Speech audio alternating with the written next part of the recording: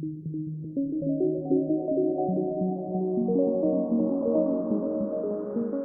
got excluded during COVID, and I felt lost if I'm honest.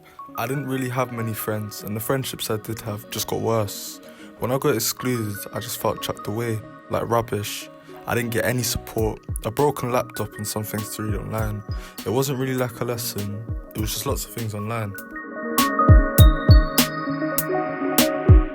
The project was really looking at pupils who'd experienced exclusion, even fixed-term or permanent exclusion from school in Bristol during the COVID pandemic. So we worked with partners in schools, teachers, as well as young people. Part of the aim of the project was to involve young people who experienced exclusion themselves as community research fellows. Our aims was to look at the emotional well-being and issues that young people who'd experienced exclusion in the pandemic were facing, and also looking at how they were being supported during the pandemic and whether there was any additional support for them.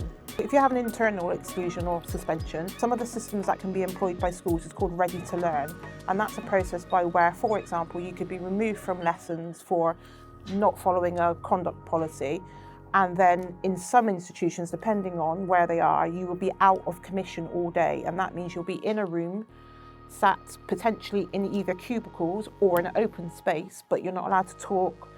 You have a different lunch break, a different break time to the rest of the school, and that's where you remain for the rest of the day doing work that will be sent in for you. When lockdown happened, it was strange, it was chaotic.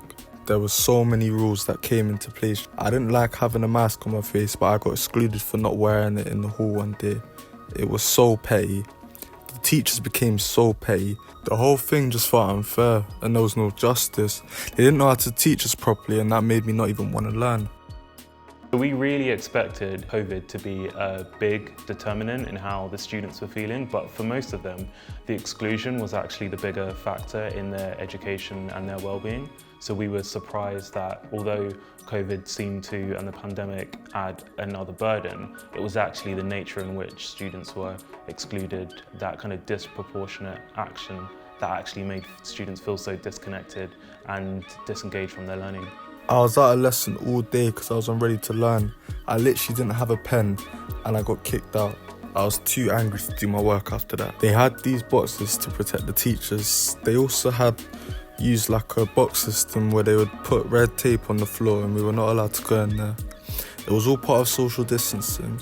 My friends were messing around and pushed me into the box and I got excluded. I'll say in general the teachers overreacted. I felt like we weren't wanted or teaching us was a problem, all because of these new silly rules. I got excluded for the way I cut my hair, I got excluded for having a strip of colour on my trainers.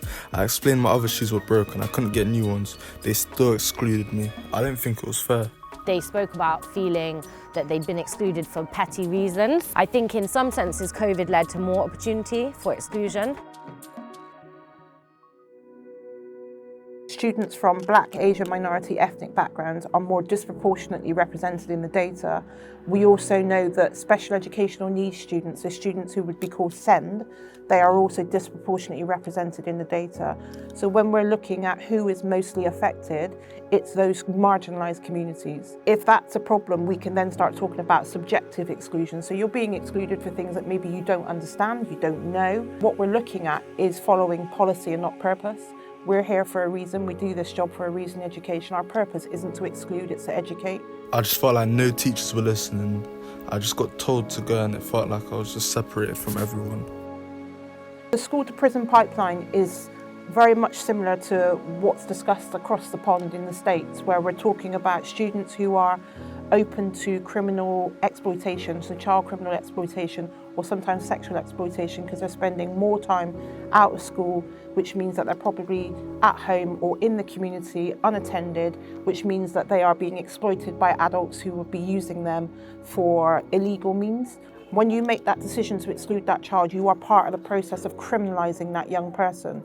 That young person has a much greater risk of ending up in prison, in a detention centre, and actually once they're in, how do they get out? It almost becomes that merry-go-round. The official statistics on exclusion seem to have dropped a tiny bit in the pandemic, and I think that can largely be explained by schools being closed for some of that time. Some people did tell us about young people being excluded from online learning. The alternative education provisions remained open because excluded pupils were seen as vulnerable, so that's kind of a really positive thing. I think the alternative provisions that we spoke to told us that they had a really strong relationship in that time with the families, and they actually saw themselves as a kind of support network in communities. They were delivering food packages to vulnerable families.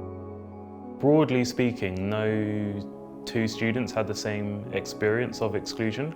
There were students who, for example, in alternative provision had more one-on-one support, and there were other students who actually felt like the change in environment and the nature in which they were excluded was really unjust and actually had poorer educational outcomes, felt disconnected, and had a much worse time overall.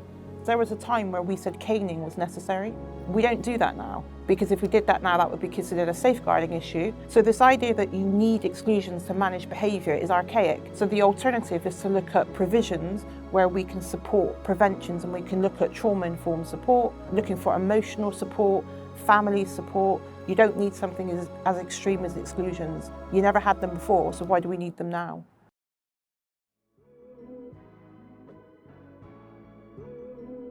It would have been better if we had more of a chance to talk with our teachers, more support really from teachers, like emails with work that the teachers know that we need to do, and just them coming across in a different way. Well, the first recommendation would be to absolutely end zero tolerance exclusion policies, and definitely there needs to be some kind of improved relationships and communication between teachers and young people. And I think we actually have an opportunity to involve young people in kind of redesigning exclusion policies in education, as young people are extremely switched on to this and have got a lot of ideas. The class sizes in mainstream schools, young people in our research did tell us about that, and I think there's a need to really reduce class sizes. And finally, I think kind of more training and resources for teachers working in mainstream school to support them to understand young people's complex needs. I think what I really want to say is, if this data has told us anything, is how excluded these children feel.